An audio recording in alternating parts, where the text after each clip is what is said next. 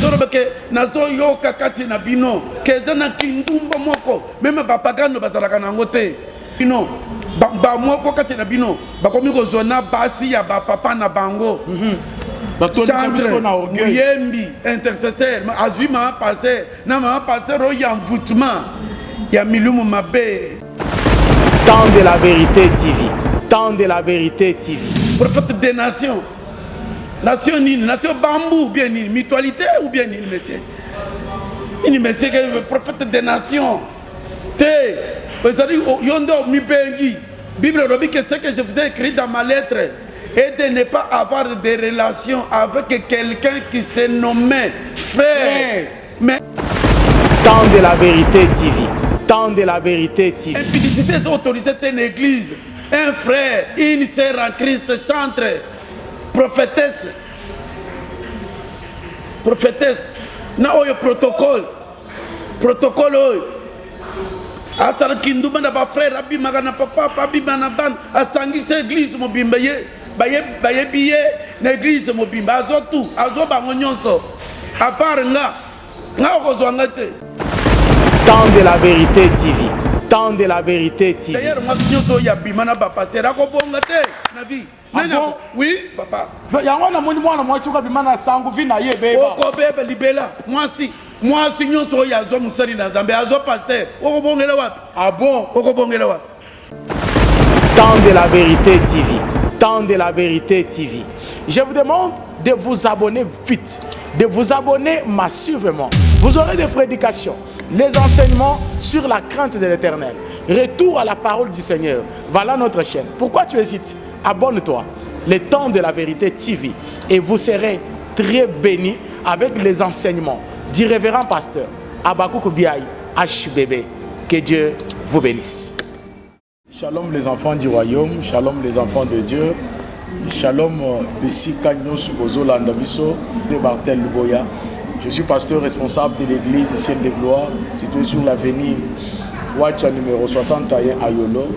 Je vous ai toujours dit qu'un fils sans père, c'est un fils sans repère. Nous sommes venus toujours soutenir le ministère de notre Père.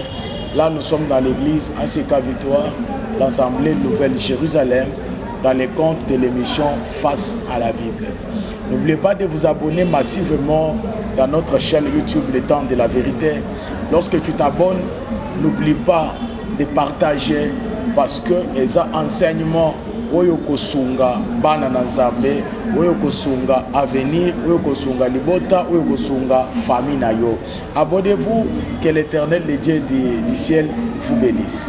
Pour une fois de plus, nous recevons encore notre Père. Lui, c'est le révérend pasteur Abakouk Biaï, HBB, comme on a toujours l'habitude de l'appeler. Il est le pasteur responsable de l'église ACK Victoire, située sur l'avenue Victoire numéro 4.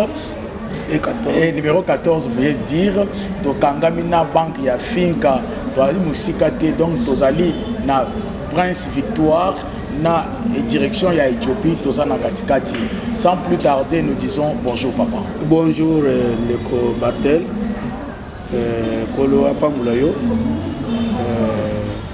Dengue quand même, aux ça l'effort. Nous avons pas moulé église aux Kamba. Zaba pas me répéter dans un menioso pour balingi vraiment émission de biso le temps de la vérité. Zaba pas me lebino bana na Nzambe, zaba pas me lebino. Vous savez qu'il y a ça habitué à l'émission, c'est lui-même l'orateur de cette émission, c'est lui qui parle, qui nous dit la vérité selon la Bible, parce que face à la Bible, nous avons comme objectif Yakoyoka Bible Zolobanin Namakambunyon Sunzamba Zoloba. Vous savez, dernièrement on a parlé à propos il y a infidélité, à propos il y a divorce. Bon, les amis, tout n'a pas il faut comprendre qu'est-ce que la Bible dit. La Bible est ali kolobanini divorce. On totanga ki na Malachi où la Bible les restes n'ont pas fait avec le bon sens. Okay. Cela veut dire qu'il y a un seul seulement que Dieu avait permis et c'était pourquoi il était à la recherche de ce que Dieu l'avait promis. Naïbté papa, place où nous allons le besoin koloba. Nazan le loba koloba te Bible en moko is clair. Il y a que les ambassadeurs doivent défendre un seul. Et pourquoi? Parce qu'il cherchait la possibilité que Dieu lui avait promise. Et puis les ambassadeurs prenez donc garde dans votre esprit, aucun de vous a de l'infidélité. C'est très clair. Prenez donc garde qu'aucun de vous ne soit infidèle à la femme de la jeunesse. De sa jeunesse. Vous montrez que les gens semblent le que Moutounion soit Zouangona Makanisena, Moutounion soit Keba. Et ça, le pasteur Mokona Kinshasa, Azana Bash 8-9.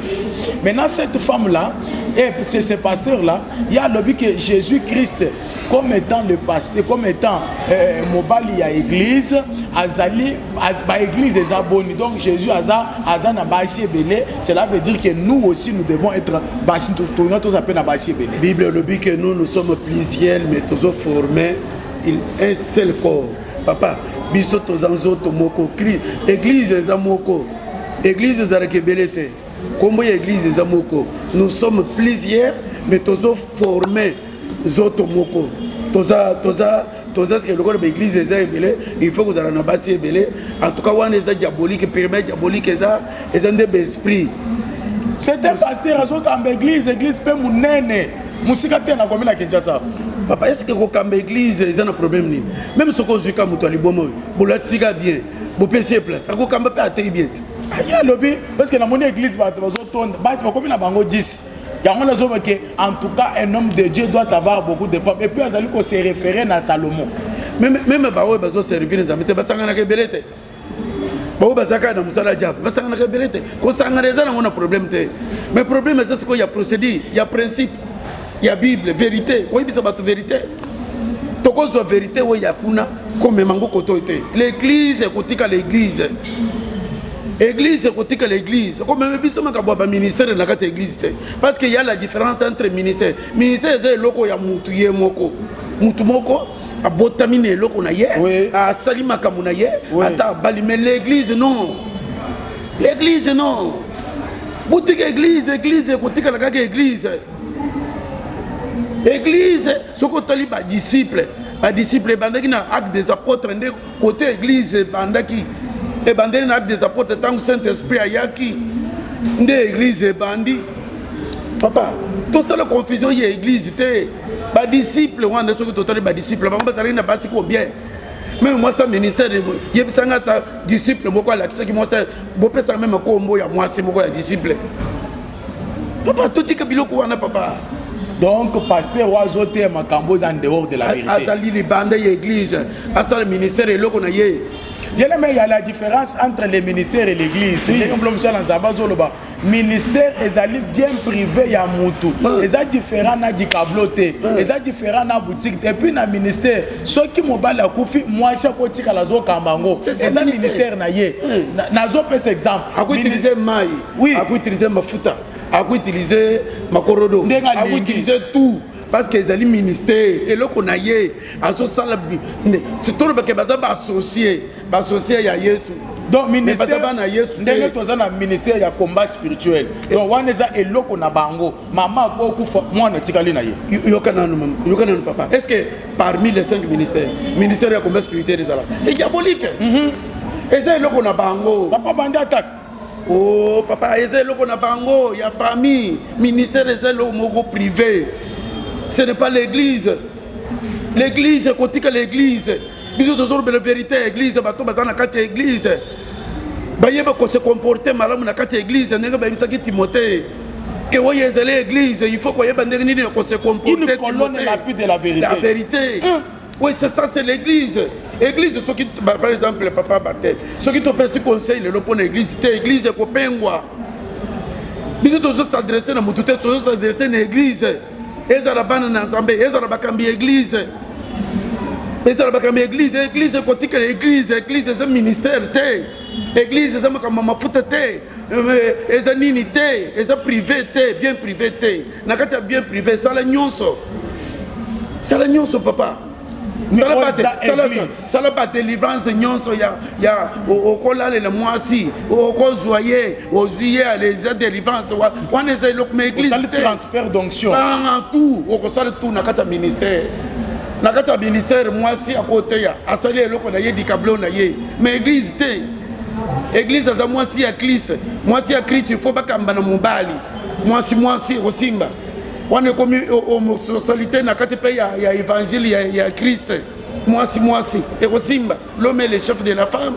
il faut bakamba église na mobali moi cité mais na kata ministère moi ça ko sala likablo na ye asali ndenge na ye basi d'ailleurs soki yo moi si au sali ministère na yo ko cité kombo ya Yesu te na église Yesu atie basi te parmi les 12 disciples yo yebisanga moi sini na kendeki kuna po yo ya ko kota kuna longwa kende na ministère tika église. Donc papa lingolo bake soki donc to simbi ba point mingi ministère moi chate yate impudicité divorce na pignon soana mais Bible pour tous un seul que Dieu avait promis que Dieu avait permis c'était Abraham. Maintenant je vais me demander parce que bazali ko se référer na Salomon. Maintenant na mukanda ya suka ya Ancien Testament oza Malachi et boy nyonso esalami wana et accorder raison kaka na mutu moko Abraham. Donc ba o nyonso basalaki ezaki nini? Bango nyonso Nzamba tikaki bango basala bongo pour tu vas comprendre que fait na bango ezalaki nini. Salomon azwaki bango ebele mais fait na ezalaki nini. Vanité de vanité. Tango azwi bango babandi kolongola motema na ye pa ina Nzambe. Donc ils étaient pas animés de bon sens. Ezalaki na sens ya malamu te.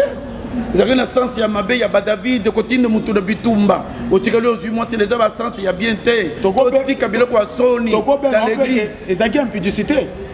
Mais c'était l'impudicité, c'est d'ailleurs l'impudicité, l'adultère. Il y a ça nyonso. Parce que moi, je suis qui abattu. Mais qu'est-ce que la Bible dit à propos de l'impudicité? De place de ça, mokolo alelo. Émission nabiso yalelo, et ça c'est l'impudicité. D'ailleurs, Papa Bartel, impudicité, ezali diable mobimba. Oya maseke. Parce que le diable a d'aller se manifester dans la impudicité. Mutu nyonso mona na Nzambe nyonso oya zolanda biso ozana kati impudicité ozana kati ya diable.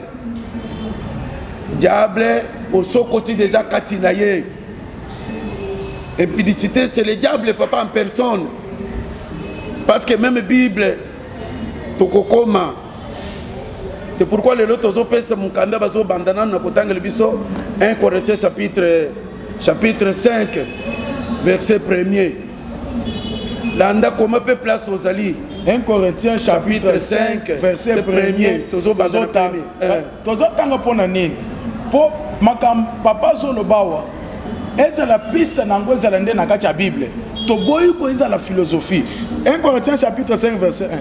On entend dire généralement qu'il y a parmi vous de l'impudicité. Nazo yo kake kati na bino, kati na bana na Nzambe, kati na basali na Nzambe, kati na ba prophète, kati na bayembi, kati na batoyo intercesseur, kati na bakambi, qu'il y a l'impudicité. Et une impudicité telle qu'elle ne se rencontre pas même chez les païens. Même papagano kindumba oyo bino bozo sala bato basi bandimeli Nzambe un prophète chantre kindumba même papagano bazalaka nango te et continue l'église lelo na bayembi au point que l'un de vous le point que l'un de vous a la femme de son père.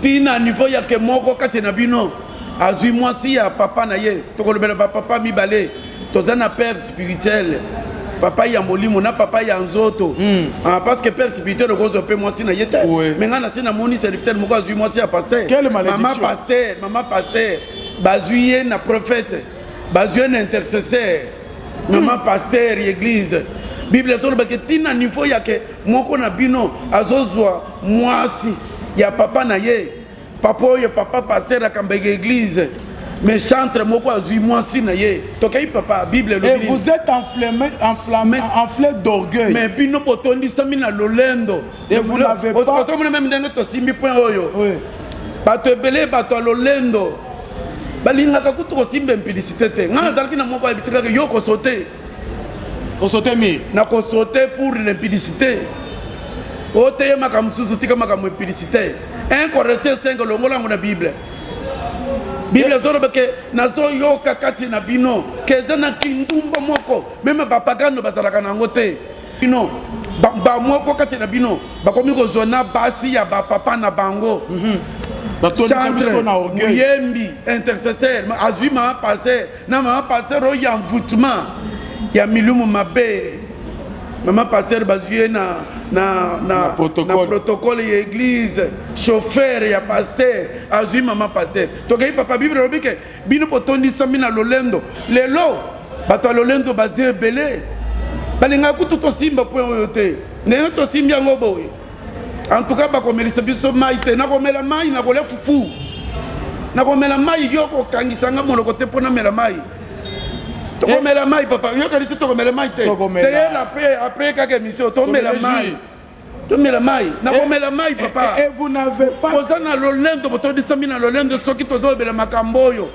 mate ya condamnation makambo nini na bandi wana oyo azoloba wana alobi ke nazoyoka ke kati na bino iya l'impudicité meme bapagano bazalaka nango te ti bamoko na bino bakomi na basi ya bapapa na bango tokei papa et vous n'avez pas été plutôt dans l'affliction au lieu que bozala na mawa papa likambo ya impudicité soki boyoki yango il faut église mobimba bozala na mawa soki boyoki ke moko na bino aza na kati ya impudicité il faut bato bazala na mawa vraiment afin que celui qui a commis cet acte fût ôté du milieu de vous na ndenge ya ke soki moto ya commettre acte wana moto asali impudicité na kati ya église na kati ya muyembi kati na pasteur musali na nzambe mwana na nzambe débordement bible lobi ke na ndenge ya ke oyo asali likambo oyo bolongola kati na bino moto asali impudicité bokotika ye te papa na moment toza wa église bato baza te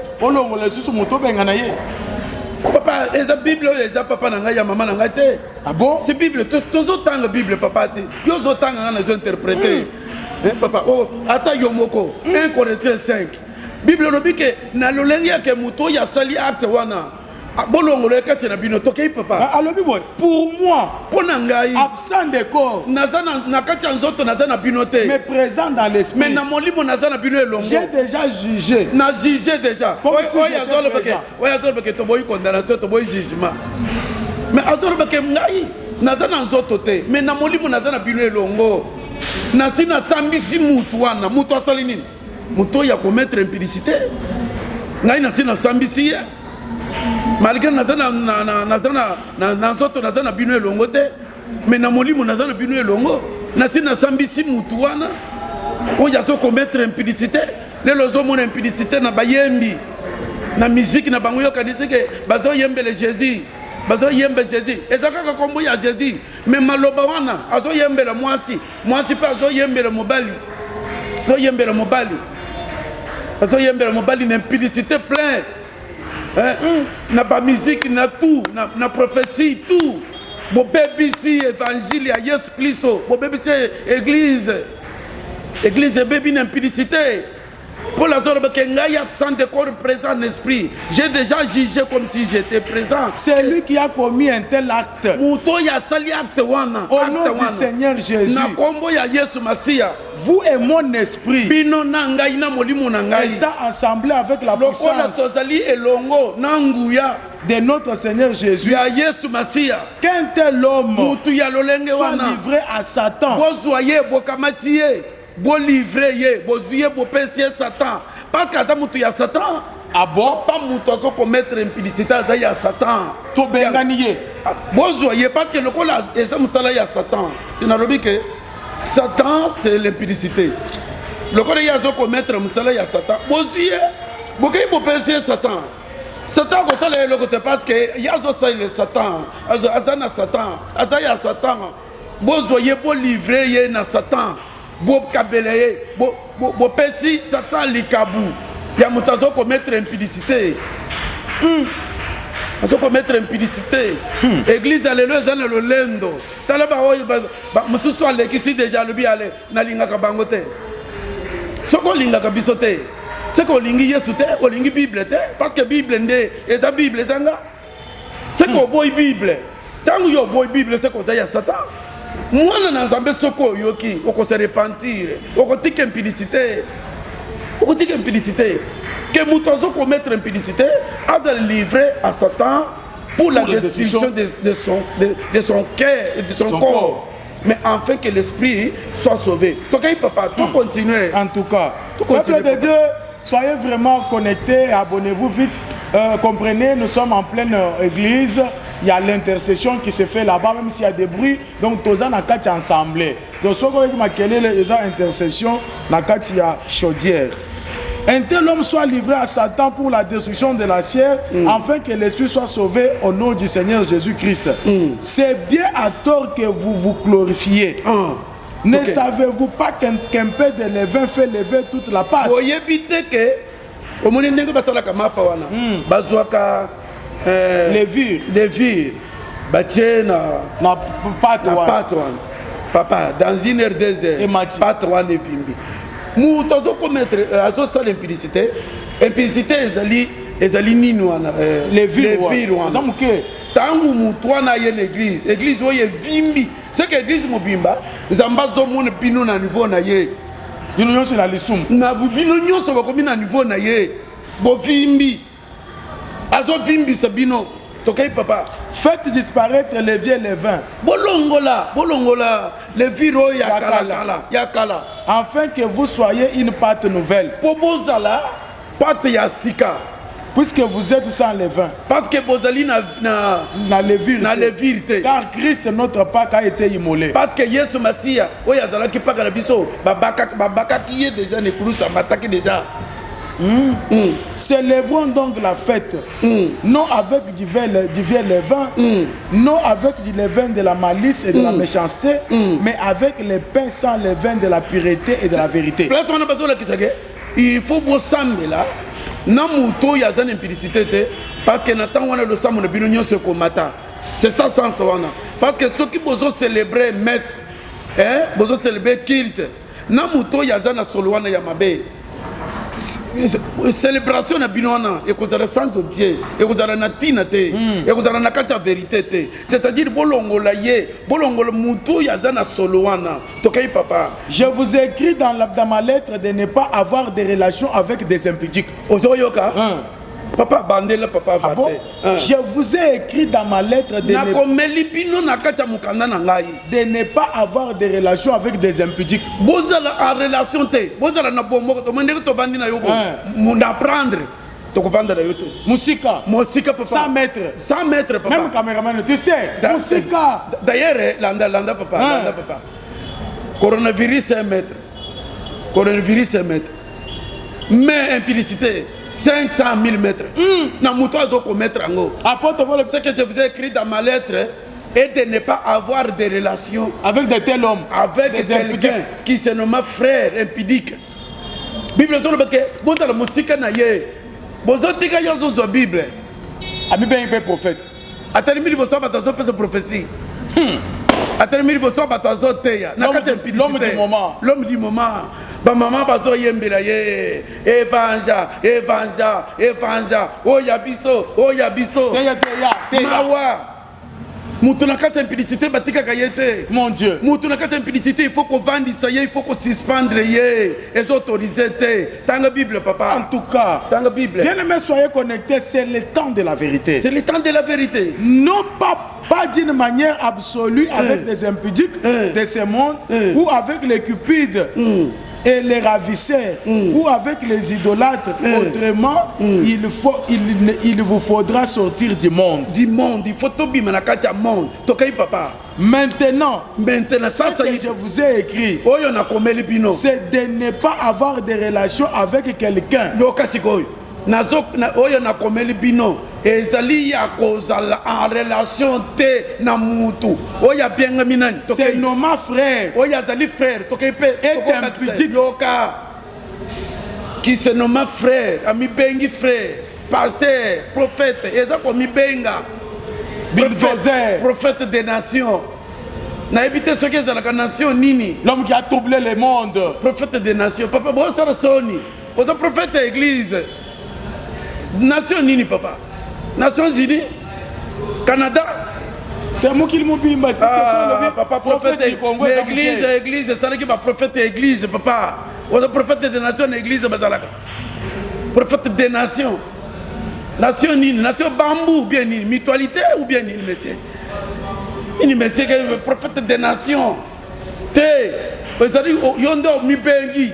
Bible dit que ce que je vous ai écrit dans ma lettre est de ne pas avoir des relations avec quelqu'un qui se nommait frère, mais impudique. Mais impudique, un frère impudique à Zalakate, un pasteur impudique, prophète impudique, chantre impudique, à se nommer pasteur mais impudique, chantre impudique. Tala totika biloko yo tolo wanakata lolendo. Impudicité est autorisée dans une église. Un frère, une sœur en Christ, chantre, prophétesse. Prophétesse. Na oyo protocole. Protocole oyo. Asala kinduma na ba frère abimaka na papa, abimaka na bana, asangisa église mobimba ye. Baye biye na église mobimba azo tout, azo bango nyonso. A part nga okozwanga te. Moko amekiawa. Allez na chasser comme ko komelanga ba message marié ndumba ya pampa mazana libala me alinga pasteur d'ailleurs moi sinyo so ya linga pasteur d'ailleurs moi sinyo so ya bimana ba pasteur akobonga te na vie nana oui papa yango na moni mwana mwa chuka bimana sangu vi na ye beba ko beba libela moi sinyo so ya zo musali na zambe azo pasteur okobongela wapi ah bon okobongela wapi okobongela wapi jugement moko eza likolo na yo oza na ba légion autorité yo oza na ba légion donc yo nde mutu eko koyesa musala nzambe même soki ya koyesi okima kokoyina musali na nzambe te koyina musali na nzambe te l'impudicité okende kokoyina musali na nzambe mwasi nyonso oyo azwaka musali na nzambe abongaka te akoya na église azoloba langue nini impudicité yo zoloba nene impudicité nde zolobisa yo ochiko bimana musala na nzambe na bureau oye na église ovandi ko balangue ikaboshe bobongoshe shosho kasi balande émission sur balangue et tozana émission sur bazotangisa na langa la oloba bo banda ngana botokoma l'impudicité papa ce que je vous ai écrit dans ma lettre est de ne pas avoir des relations avec quelqu'un qui se nommait frère impudique, de ne pas avoir de relation avec quelqu'un qui se nommait mi benga pasteur, ozo mi benga frère, ozo tant y a vérité, tout ça y a vérité, qui se nommait frère impudique. Tokai papa Bible dit que de ne pas même manger avec un tel homme. Atako liya na yete. Bache fufu na mesa impudique avandi kuna yo vandi kotoyo. Bozolia, bozoko, azo baby so parce que les filles ya muke, les autres même fufu bozolia na ye, ya tie loboko, fufu e baby, mon Dieu. Église go bebe ndegini. Eza lo lendo ya église lelo. Ya mutozana ka impudicité bazana lo lendo. Tant de la vérité yango, ya incorrecté yango yo. De ne pas même manger. Pour manger, c'est-à-dire quoi? Bozo lia mikate na ye, bovandi na ina biro, bokomise camarade na bino, mutu dans les publicités. Opération na charge une église. Opération na charge une église, azo Bible, azo kene koyemba. Maman présidente. Azo pese bisakoli, na kati publicité. De ne pas même manger avec un tel papa Bartel. N'a pas besoin que Bible na nous loba, na émission yo. Parce que le monde mobimbele c'est l'icolo y impudicité. Partout c'est l'impudicité. Comme si l'impudicité est autorisée dans Katiabana, dans Zambé, de ne pas même manger un tel homme, papa. Tokei papa aussi ça. Alors, qu'ai-je en effet à juger ce dit dehors? Et le Kounini n'a pas dit qu'on sale. Est-ce que n'a pas jugé Batuya Libanda? N'est-ce pas ce dit dedans? N'est-ce pas par où il y a l'église, puis surtout qu'on juge? Ah, on va le venir. Alors, le bec. Matin, il y a qu'on a besoin de juger. N'est-ce pas? Est-ce que biso toko sami sa bato libanda? N'est-ce pas? Bato église nde toko sami sa bango? Muto asali impudicité. Moi je suis. Nana dans l'église des amoko. Église des amoko. Tous les églises. Église est cause de l'épée mais des amoko. Bato libanda toko sami sa bango. Mais bato église toko sami sa bango. Qu'est-ce que j'en ai fait? Et le coup n'y a pas de ça. Est-ce qu'il y a libanda na ko sami sa bango? N'est-ce pas il y a l'église pour que bango? N'est-ce pas l'église pour reprocher bango? N'est-ce pas il y a l'église pour juger bango? N'est-ce pas il y a l'église pour suspendre bango, pour livrer bango à Satan? otokosala perte nini bokosala mutoyo olie bozo perdre nde vie éternelle de ne pas me marcher avec un tel homme. Pour ceux du dehors, Dieu les juge. Ôtez les méchants du milieu de vous. Les méchants. C'est que quelqu'un qui est dans l'impudicité, c'est un méchant. Un méchant chantre. Azo yemba bien. Ngongo ya bien. Azo lata bien. Azo yemba, azo prophétiser. Impudique. Azo bima même na bato groupe na ye bana basinyo so bazana groupe na ye wana abimaka na bango azo zemi sabango bamsusu bazozo bazemi ba voyager bakei libanda ya mboka bakei kobota libanda bino bakanisi yebanite ba centre nyoso na bino ba centre bokende ko pona boyembela nzambe zokande bokende ki pona implicité na chef ya chorale. Chef ya chorale, chef ya intercession. Nana yebi mususu. Pourquoi tu as une intercession? Il faut beaucoup de gens moi c'est mobile. Ndoki. A commission nan mobile ndi au côté intercesseur. Au côté na kati intercession encadré yo. Ayebi yo, azu yo. Beaucoup de gens ont beaucoup d'implicité. Ndi azu na kati intercession. Yo avancé. Mokolo ezali. Pour l'église, il vient bientôt. À quoi sambisa yo?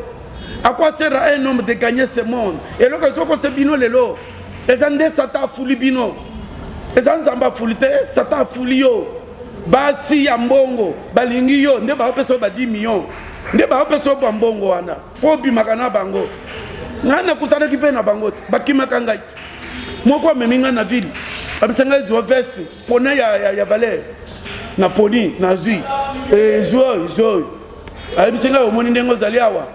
Soki kaka ndimingai to bandiko vivre na yo ba 5 000 yango ba 10 000 na bisa ki ko bandelelo d'ailleurs na veste na yo juzwa na boya ki $10 000 na boya ka bando pesa nga mongo pour Dieu zoto c'est pour l'impudicité, c'est pour Christ. Ne savez-vous pas que votre corps est le temple du Saint-Esprit? Tozoke ne papa barte tokokoma. Et c'est poussé par le Saint-Esprit que les hommes ont parlé de la part de Dieu. Toké papa tanga Bible, papa le Bible est loba. Tozo ke ne malembe. Na base que yasuka yangwana tozo na 1 Corinthiens 5, je crois 25 suka nde na uko tanga wana. 25 suka nde lobi. Pour ceux du dehors, Dieu les juge, ôtez les méchants du milieu de vous. Toké na 6. Et s'il était 1 Corinthiens 6.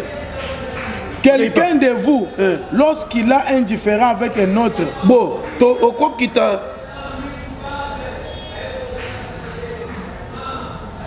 balobeli pe makamsusu wana, c'est-à-dire impudicité ils ont autorisé na kati ya Bible. Na 18. Fuyez l'impudicité. Papa, est-ce que au quoi vérifier les sous likolo makamsusu ezate 1 Corinthiens siko to sauter to qu'est-ce qu'on a 6. Na 1 Corinthiens 6 et ne savez-vous na 15 verset 15 et le biboy to banda na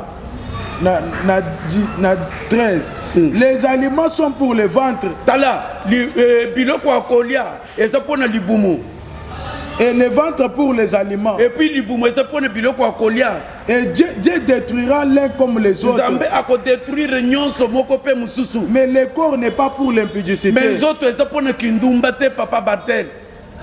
Le corps n'est pas pour l'impudicité.